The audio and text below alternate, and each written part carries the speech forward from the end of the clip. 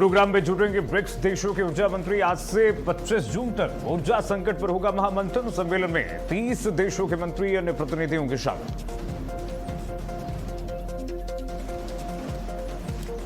आज अलीगढ़ और फिरोजाबाद के दौरे पर रहेंगे मुख्यमंत्री योगी आदित्यनाथ। कई परियोजनाओं का करेंगे लोकार्पण। शिलान्यास। सीएम के दौरे को लेकर के कड़ी सुरक्षा।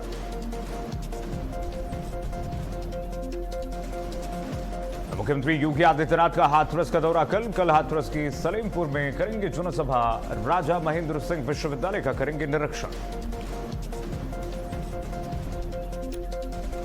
यूपी के कई जिलों में झमाझम बारिश। 39 जिलों में भीषण लू का येलो अलर्ट जारी। आईएमडी ने बताया दूर दूर तक नहीं है मॉनसून।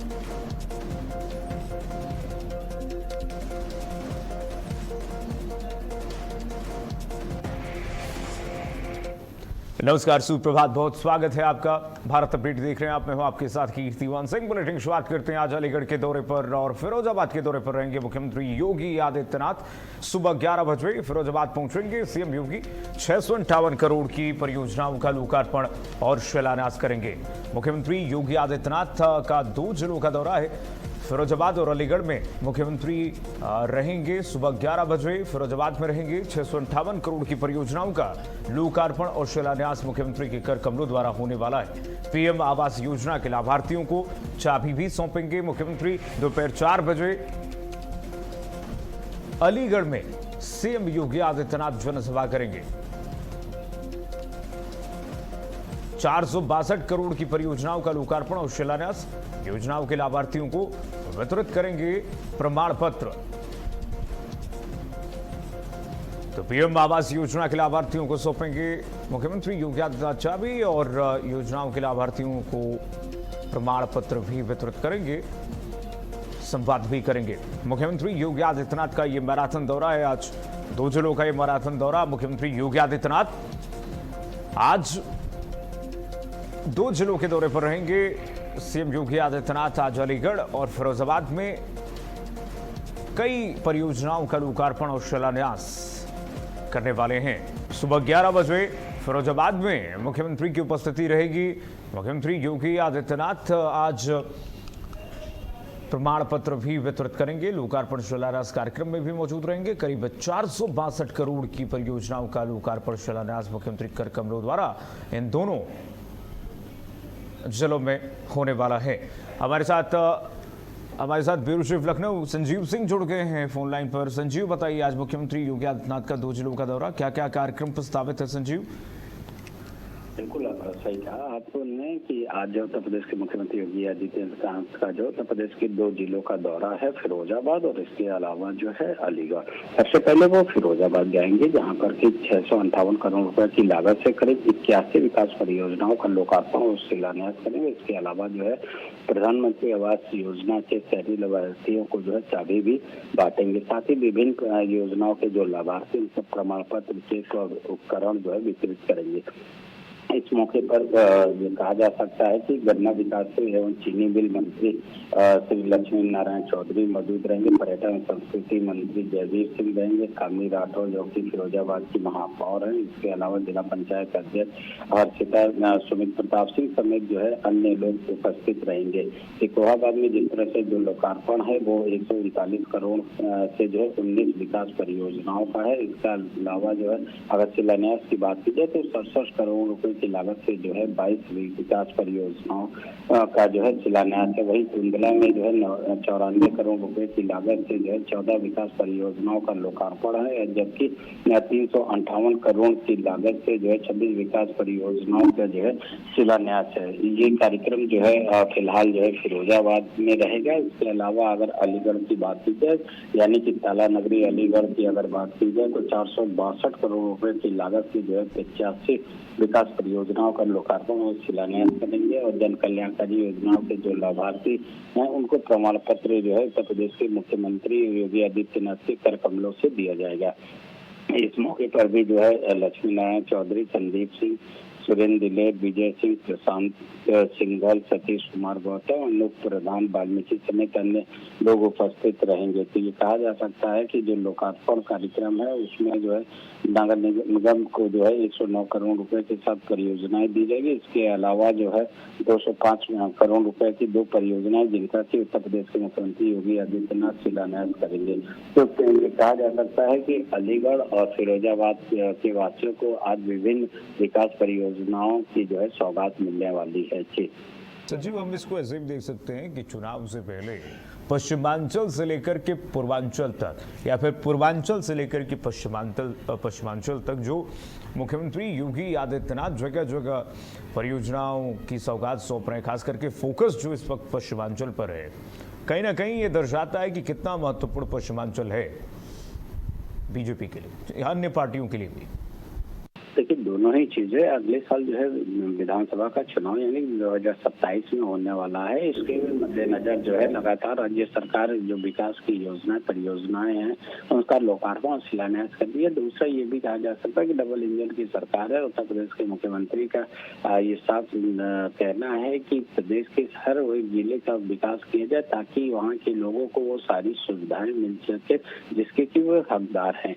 तो कुछ लोग जो है इसको 2027 के चुनाव से भी जोड़ के देख रहे हैं, तो जबकि कुछ लोग जो है मुख्यमंत्री की जो महत्वाकांक्षा योजनाएं हैं उससे भी जोड़कर देख रहे हैं। लेकिन ये जरूर है कि जिस तरह से लोकार्पण और शिलान्यास हो रहा है उत्तर प्रदेश के विभिन्न जिलों में, तो उससे कहा जा सकता है कि वहाँ के लोग काफी ज्यादा लाभान्वित हो रहे हैं, क्योंकि अगर विकास होगा तो जिले का विकास होगा, लोगों का विकास होगा, समाज का विकास होगा। तो इससे जो है काफी ज्यादा उनको जो है फायदा मिलेगा। जी और संजीव, आज तो अलीगढ़ में जनसभा है और अलीगढ़ में आज मुख्यमंत्री जनसभा करेंगे तो बहुत दिलचस्प हो जाता है। अलीगढ़ में क्या कुछ कहते हैं ये भी देखना बहुत महत्वपूर्ण होगा। बिल्कुल, ये कहा जा सकता है कि अभी जिस तरह से 2 दिन के बुंदेलखंड दौरे पे रहे उत्तर प्रदेश के मुख्यमंत्री और अब जो है फिरोजाबाद और इसके बाद अलीगढ़ के दौरे पर है, तो यानी कि लगातार जो है दौरे का समय चल रहा है। लगातार जो उत्तर प्रदेश के मुख्यमंत्री एक जिले से दूसरे जिले का जो है दौरा कर रहे हैं और कई योजनाओं परियोजनाओं का जो है लोकार्पण और शिलान्यास कर रहे हैं। अब ऐसे में ये जरूर है, ये कहा जा सकता है कि अगले साल विधानसभा चुनाव है, तो कहीं ना कहीं ये भी जो है कि विपक्ष जो है कहीं विकास का मुद्दा न उठाए कि विपक्ष की विकास नहीं हो रहा उत्तर प्रदेश में। इसके मद्देनजर ये कहा जा सकता है कि ये सब तैयारी भी की जा रही है और साथ ही ये कहा जा सकता है कि डबल इंजन की सरकार है, यानी कि केंद्र की भी बहुत सी योजनाएं हैं, जैसे कि प्रधानमंत्री आवास योजना जिसको कि उत्तर प्रदेश में लागू किया गया है और जिनके सिर पे जो है छत नहीं है उनको प्रधानमंत्री आवास योजना के तहत जो है उनको घर दिया जा रहा है। तो निश्चित तौर से कहा जा सकता है कि लोग भी जो है काफी ज्यादा लाभान्वित हो रहे हैं, उनको भी काफी ज्यादा फायदा हो रहा है और जिस तरह से प्रदेश का विकास हो रहा है तो निश्चित तौर से लोगों का भी विकास हो रहा है।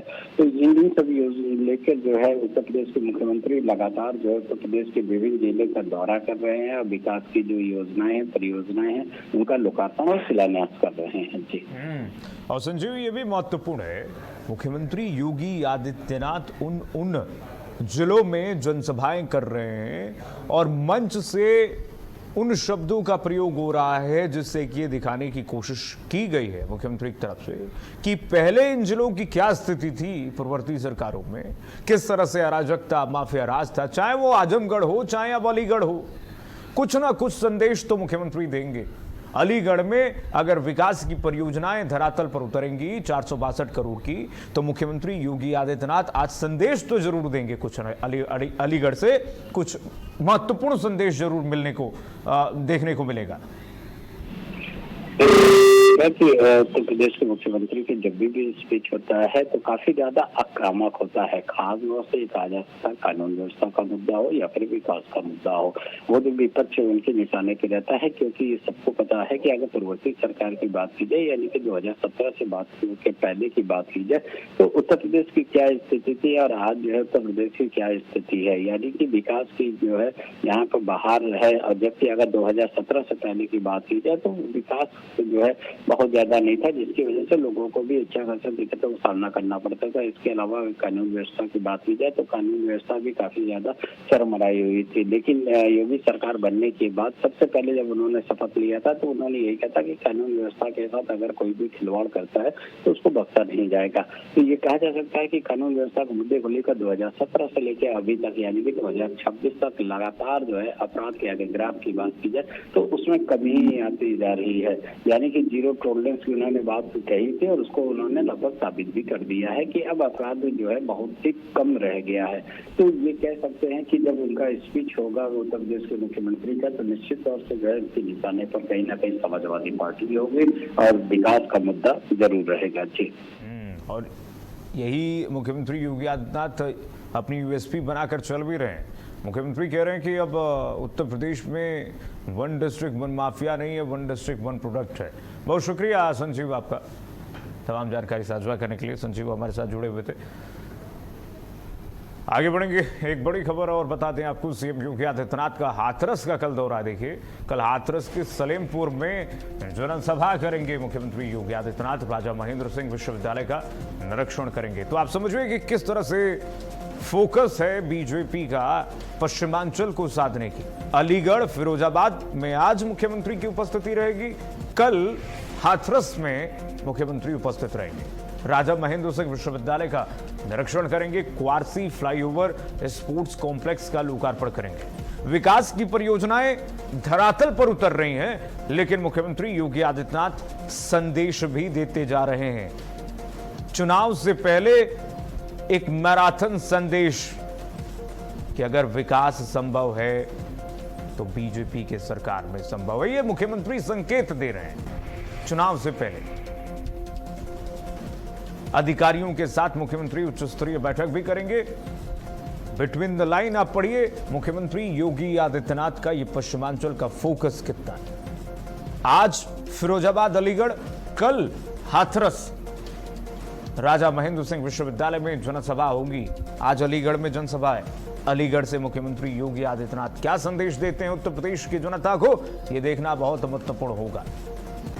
मुख्यमंत्री योगी आदित्यनाथ अलीगढ़, फिरोजाबाद, उसके बाद कल हाथरस में रहेंगे। हाथरस के सलेमपुर में जनसभा है मुख्यमंत्री की। सुरक्षा के पुख्ता इंतजाम प्रशासनिक अधिकारियों द्वारा, जिला प्रशासन हाथरस द्वारा कर ली गई है। प्रोटोकॉल भेज दिया गया है सीएमओ की तरफ से। आइए बढ़ेंगे आगे, एक और बड़ी खबर। गुरुग्राम में ब्रिक्स देशों के ऊर्जा मंत्री जुटेंगे आज से 25 जून तक। आज से 25 जून तक ऊर्जा संकट पर महामंथन होगा। सम्मेलन में 30 देशों के मंत्री, अन्य प्रतिनिधिगण शामिल होंगे। बढ़ती ऊर्जा मांग और सौर ऊर्जा और वैश्विक सहयोग पर चर्चा होगी। पश्चिम एशिया संकट के बीच ऊर्जा सुरक्षा पर विशेष फोकस महामंथन होगा इस समिट में।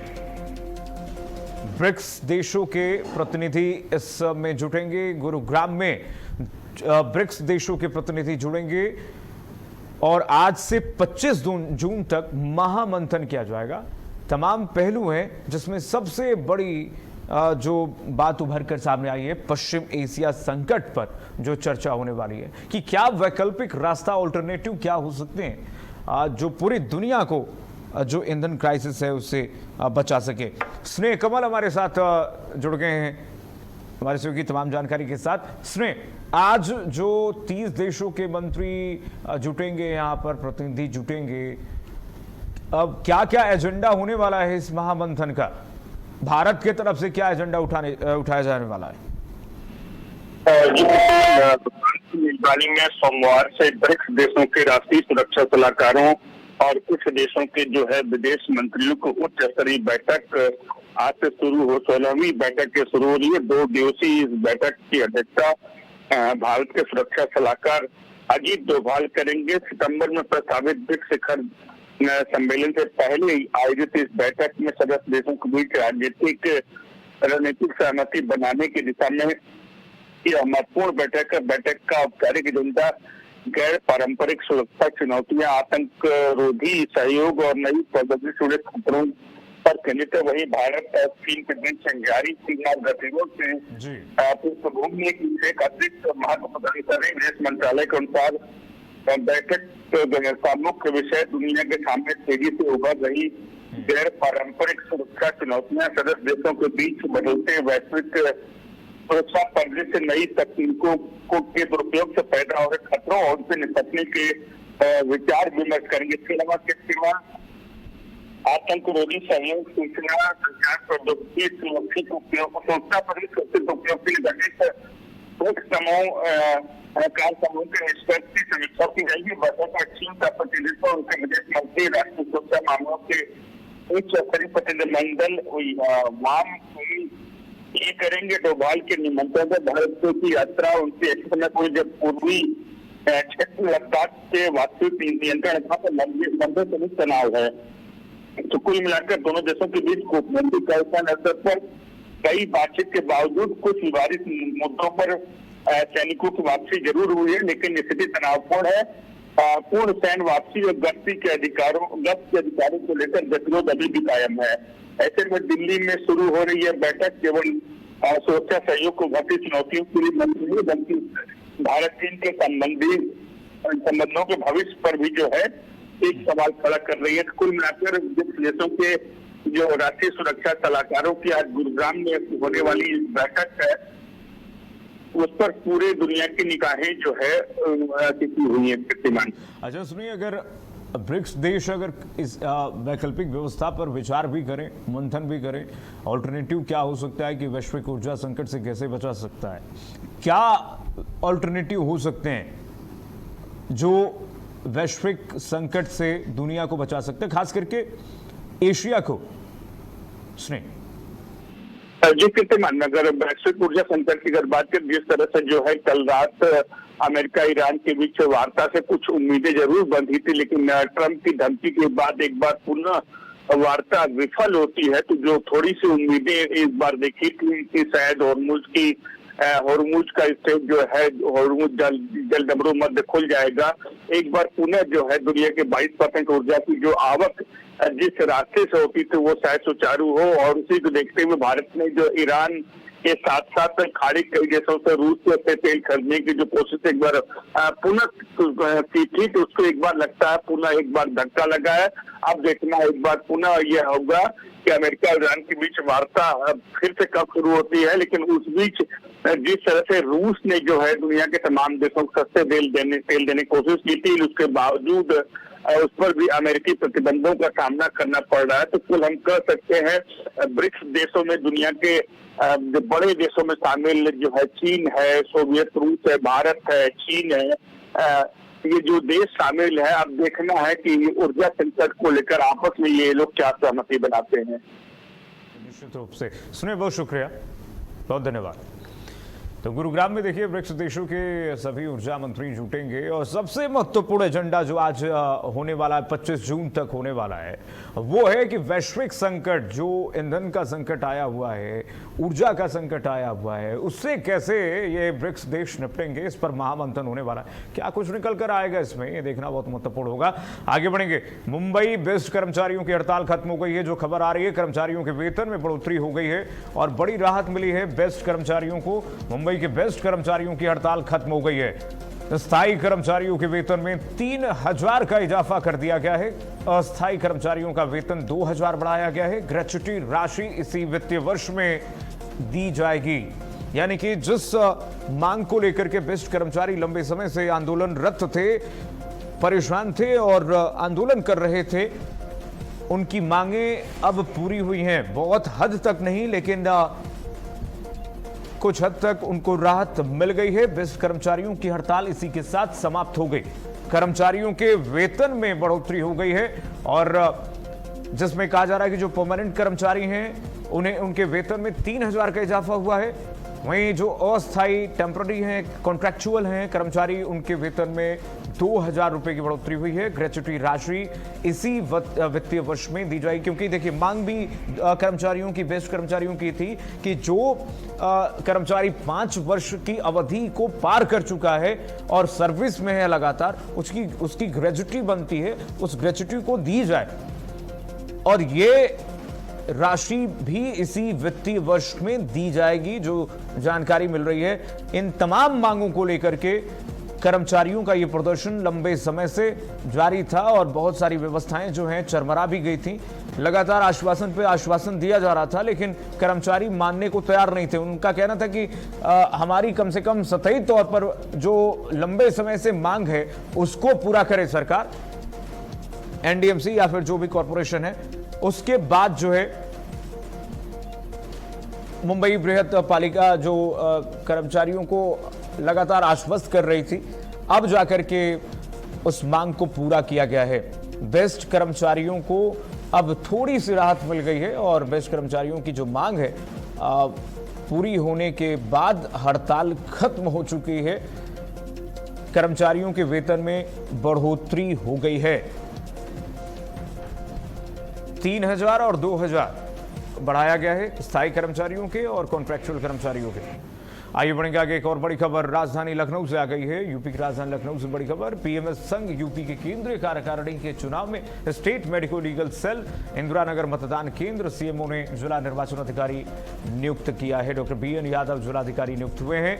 मतदान सुबह 9 बजे से शाम 6 बजे तक कराया जाएगा। लखनऊ में आज पीएमएस संघ यूपी के केंद्रीय कार्यकारिणी चुनाव की खबर आपको बता दें। इंदिरा नगर स्थित स्टेट मेडिको लीगल सेल बनाया गया है मतदान केंद्र। डॉक्टर बीएन यादव नियुक्त किए गए हैं जिला निर्वाचन अधिकारी। जो खबर मिल रही है कि सुबह 9 बजे से अब यानी कि अब से थोड़ी देर बाद ही शाम 6 बजे तक मतदान की प्रक्रिया होगी, जिसमें सभी जो पदाधिकारी हैं वो हिस्सा लेंगे। सीएमओ ने चुनाव प्रक्रिया के लिए निर्वाचन अधिकारी की तैनाती कर दी है और ये निर्वाचन अधिकारी जो हैं वो सुनिश्चित करेंगे कि चुनाव प्रक्रिया जो है स्मूथ जाए, स्ट्रीमलाइंड हो और चुनाव प्रक्रिया बेहतर तरीके से पारदर्शीपूर्ण संपन्न कराया जाए। निर्वाचन अधिकारी की नियुक्ति हुई है। पीएमएस संघ यूपी के केंद्रीय कार्यकारिणी चुनाव आज है और पीएमएस संघ के सभी कर्मचारी आज अपने मत का प्रयोग करेंगे। इंदिरा नगर स्थित स्टेट मेडिको में केंद्र बनाया गया है। डॉक्टर बीएन यादव को जिला निर्वाचन अधिकारी जो है वो नियुक्त किया गया है। सुबह 9 बजे से शाम 6 बजे तक मतदान होगा, यानी कि अब से थोड़ी देर बाद काउंटडाउन शुरू हो चुका है। 9 बजे से सुबह शाम 6 बजे तक सभी जो कर्मचारी हैं अपने मत का इस्तेमाल कर सकते हैं और संघ में अपने मतदान का प्रयोग करके लोकतंत्र का परिचय दे सकते हैं। आइए बढ़ेंगे आगे। बहराइच में एक लुबान गोदाम में भीषण आग की खबर मिल रही है और आग लगने के बाद हड़कंप मच गया, अफरा तफरी की स्थिति हो गई। आग लगने की सूचना मिलते ही पुलिस और दमकल विभाग की कई गाड़ियां देखिए जरा तस्वीरों में मौके पर पहुंची, लेकिन भीषण आग की तस्वीरें जरा आप देखिए अपनी टीवी स्क्रीन पर। धुएं का गुब्बार, आग की लपटें किस तरह से लोगों को भयावह तस्वीर और मंजर दिखाती हुई नजर आ रही है। कड़ी मशक्कत के बाद आग पर हालांकि काबू पाया गया है, घंटों लग गए। प्रारंभिक जानकारी जो मिल रही है उसके अनुसार आग से लाखों रुपए के नुकसान की आशंका जताई जा रही है। घटना के बाद राजस्व विभाग की टीम मौके पर पहुंच गई है कि क्या नुकसान हुआ है उसका आकलन किया जा सके। नुकसान का आकलन अभी भी फिलहाल किया ही जा रहा है। फिलहाल आग लगने के कारण स्पष्ट नहीं हो सके और मामले की जांच जो है अभी भी जारी है।